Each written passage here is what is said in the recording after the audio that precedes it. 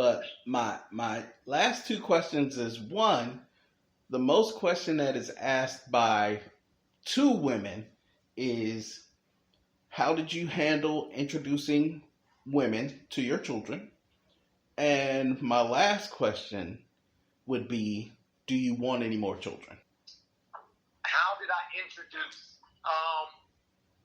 Again, that's changed. That's a very good question. I used to be in the space where I felt, because I had this preconceived idea of what a family should be, that I felt like it was necessary. Like, don't get me, I'll be very transparent here. Not that every single person I engaged, I saw as being in the space of a mother, if you will, right? But for the significant relationships, for me, it was identifying, okay, one, what's safe for my kids, and two, what is safe for me. Now, I will say that in the beginning, I completely messed it up. Funny story. There was one moment I was introducing my children to somebody who I'm not even dealing with anymore. And I remember asking my youngest son, I said, son, what do you think? And he says, Dad, look, I guess she's a good plan B. Wow. Plan A was mom. And guess what, Dad? We got mom.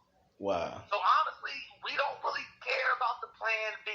It wow. was from a mean space, but it was beautiful because from that child, I was like, wait, it's more about what's most important to me, not me trying to find somebody to fit the mold. How old was he at that time? I don't try to find the replacement for my children, because that's what my mind was. I was like, who's the mother replacement going to be? And I'm talking to him in the kitchen. He says, Dad, she's a good plan B, but okay. How old was your son at that time? This was in 2018, summer of 2018. So he is 14 now. We go back 3 years. 11, he was 10.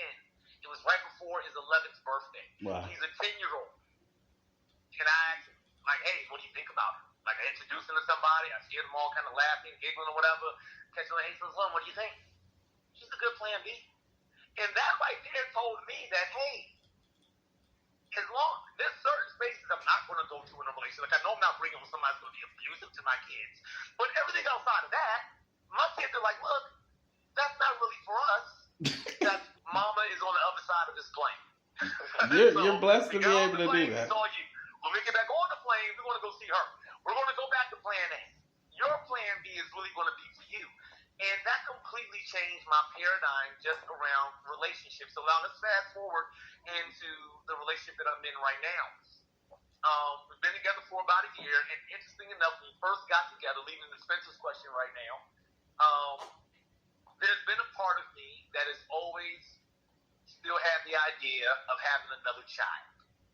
And yeah, I'm 43 years old. Like, what the heck are you thinking about right now, having another child? Now, my partner, she's now 43. She's 29. Bit of a difference there. Right? You got an age gap right now.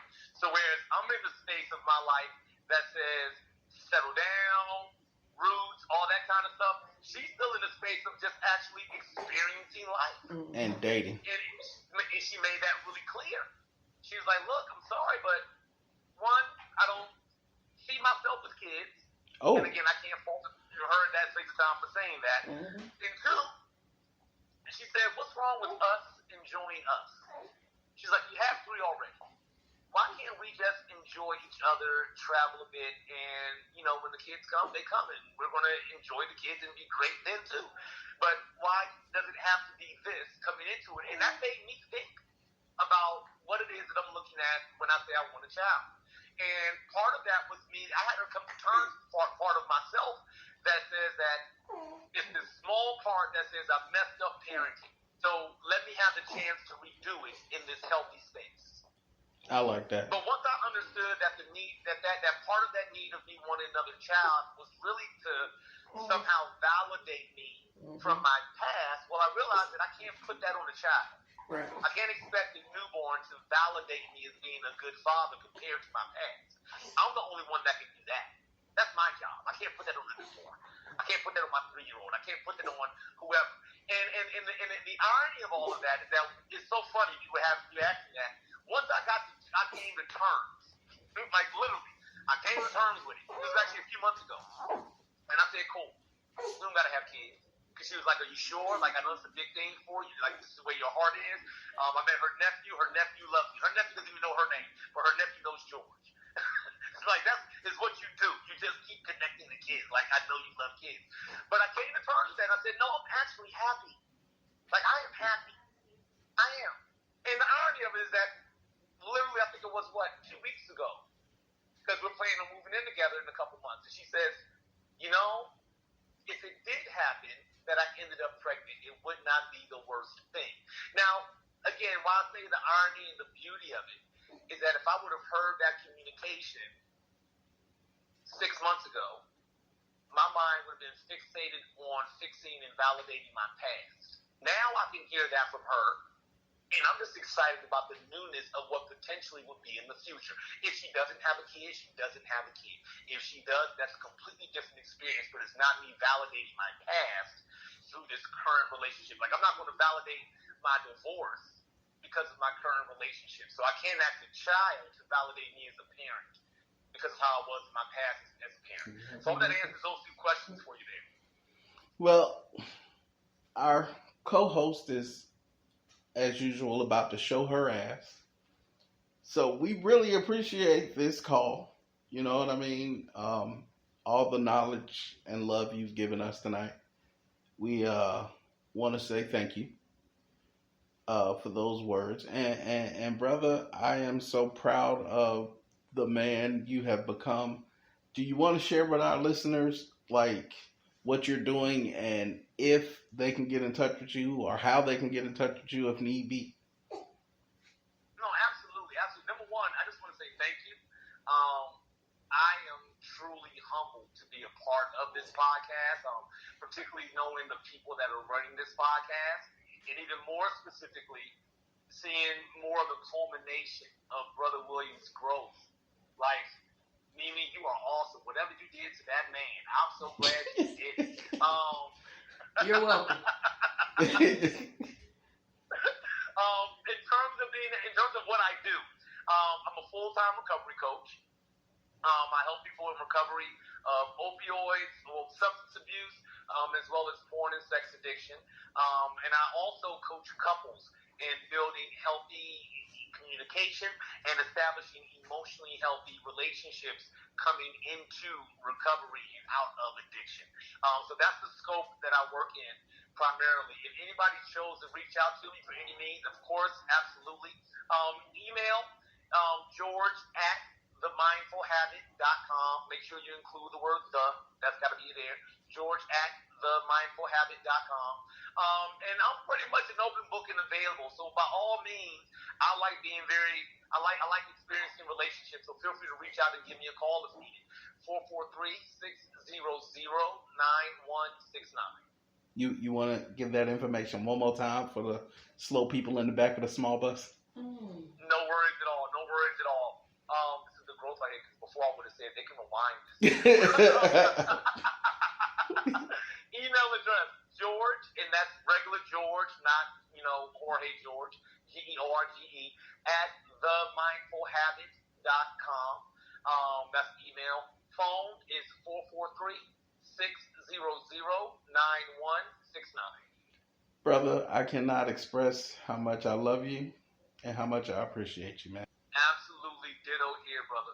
Ditto here, man. I am so impressed with the growth of all of us here on this call. I think we all come from a past that if somebody saw us there, they would not imagine all 3 of us here.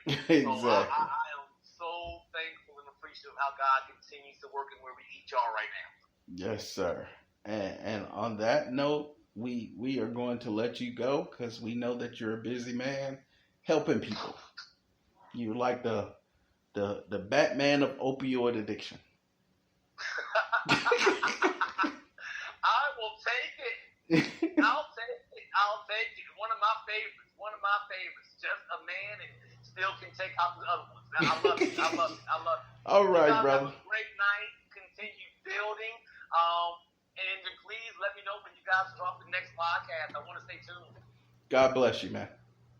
Have a great one. All right. Bye-bye. Bye-bye. Man, that was a great interview. I had so much fun doing that. Thank you once again, Brother Morning, for coming on and helping us with our very first interview. Yes, thank you so much for your insightfulness and your willingness to be open with us. We learned a lot from you and about you, and I'm sure our listeners did too.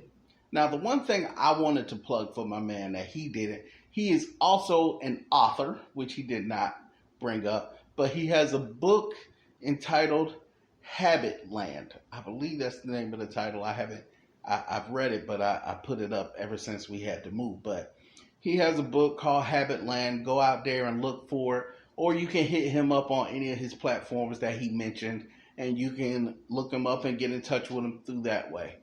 But this was an awesome episode. I had fun with this one. Yes, he's very, very insightful and entertaining.